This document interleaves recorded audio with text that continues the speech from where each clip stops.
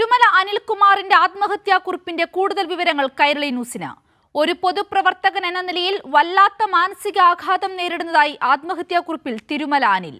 ഇപ്പോൾ തന്നെ എല്ലാവരും ഒറ്റപ്പെടുത്തുന്നതായും കുറിപ്പിൽ പരാമർശിച്ചു. വിവരങ്ങളുമായി ഷീജ ചേരുകയാണ്.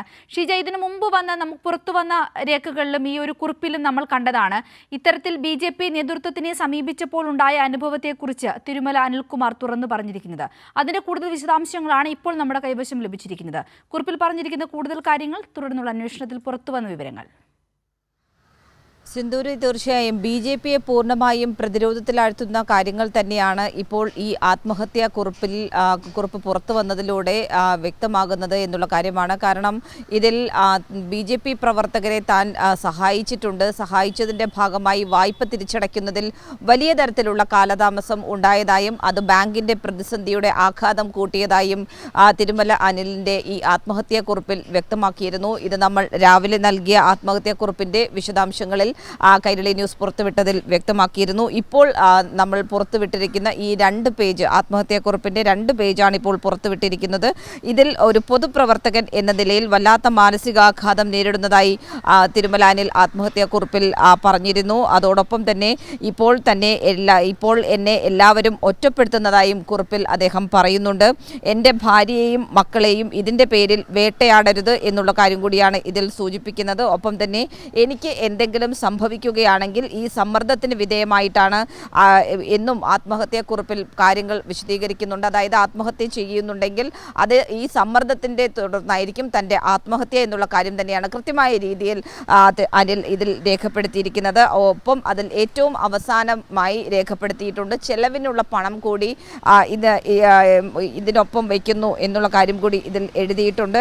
അതിനൊപ്പം തന്നെ എൻ്റെ പ്രസ്ഥാനത്തെയോ പ്രവർത്തകരുടെ വിശ്വാസത്തെയോ ഒരു ഘട്ടത്തിലും താൻ ഹനിച്ചിട്ടില്ലെന്നും ഞാനോ ഭരണസമിതിയോ ഒരു നയാ പൈസ പോലും അഴിമതി കാണിച്ചിട്ടില്ലെന്നുമാണ് ഇതിൽ പറയുന്നത്. കൃത്യമായ രീതിയിൽ തന്നെയാണ്. കാരണം ഈ ഒരു ബാങ്കുമായി ബന്ധപ്പെട്ടുകൊണ്ട് അഴിമതി എന്നതിനപ്പുറത്തേക്ക് എടുത്ത വായ്പകൾ തിരിച്ചടയ്ക്കാത്തതിനെ തുടർന്നുള്ള പ്രതിസന്ധി എന്നത് തന്നെയാണ് ഈ ബാങ്കിൻ്റെ തകർച്ചയ്ക്ക് കാരണമായിട്ടുള്ളത്. അതിൽ ഏറ്റവും വലിയ പ്രതിസന്ധിയായി നിലകൊണ്ടത് BJP പ്രവർത്തകർ അവിടെ നിന്നും എടുത്തിട്ടുള്ള വായ്പയാണ്. ആ വായ്പയ്ക്ക് തിരിച്ചടവ് വൈകുന്ന സമയത്ത് സ്വീകരിക്കേണ്ട നടപടികളുണ്ട്.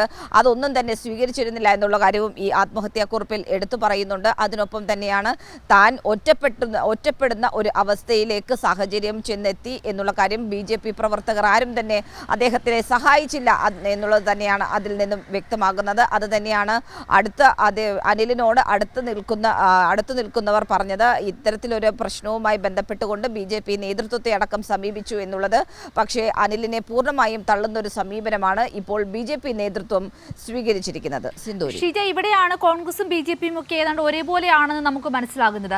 അതായത് ഇത്തരത്തിലൊരു പ്രതിസന്ധിയിലേക്ക് താൻ നേതൃത്വം നൽകുന്ന ബാങ്കും പോയപ്പോൾ അതിൽ നിന്നും കരകയറാൻ അവസാന ആശ്രയമായി BJP നേതൃത്വത്തെ സമീപിക്കുന്നു. അവിടെയും രക്ഷയില്ല എന്ന് കണ്ടപ്പോഴാണ് മരണം കൊണ്ടെങ്കിലും അതിനൊരു പരിഹാരമാവട്ടെ എന്ന രീതിയിൽ ഇങ്ങനൊരു ആത്മഹത്യാക്കുറിപ്പിൽ ഇത്ര വിശദമായി കാര്യങ്ങളെല്ലാം അദ്ദേഹം രേഖപ്പെടുത്തിയത്. എത്ര കണ്ട് നിസ്സഹായനായിട്ടാണ് ആ മനുഷ്യൻ ഈ ജീവിതത്തിൽ നിന്നും കടന്നു പോകുന്നത് എന്ന് തന്നെയല്ലേ നമുക്ക് ഈ കുറിപ്പിൽ നിന്നും വ്യക്തമാകുന്നത്.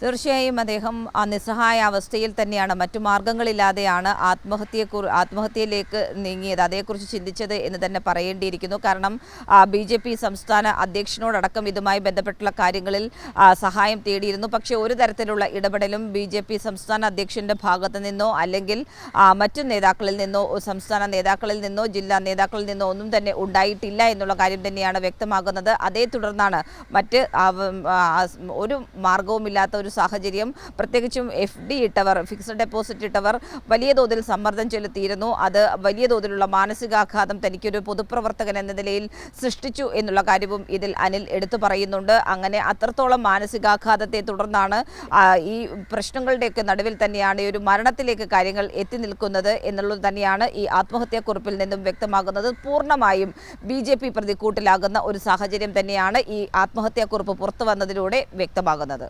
ശരി, വ്യക്തമാണ് ഷീജ. ഇപ്പോൾ ഇതാ തിരുമല അനിൽകുമാറിന്റെ ആത്മഹത്യാക്കുറിപ്പിന്റെ കൂടുതൽ വിവരങ്ങളാണ് കൈരളി ന്യൂസിലൂടെ പുറത്തു വന്നിരിക്കുന്നത്. ഒരു പൊതുപ്രവർത്തകൻ എന്ന നിലയിൽ വല്ലാത്ത മാനസിക ആഘാതം നേരിടുന്നതായി ആത്മഹത്യാക്കുറിപ്പിൽ തിരുമല അനിൽ പറഞ്ഞിരിക്കുന്നു.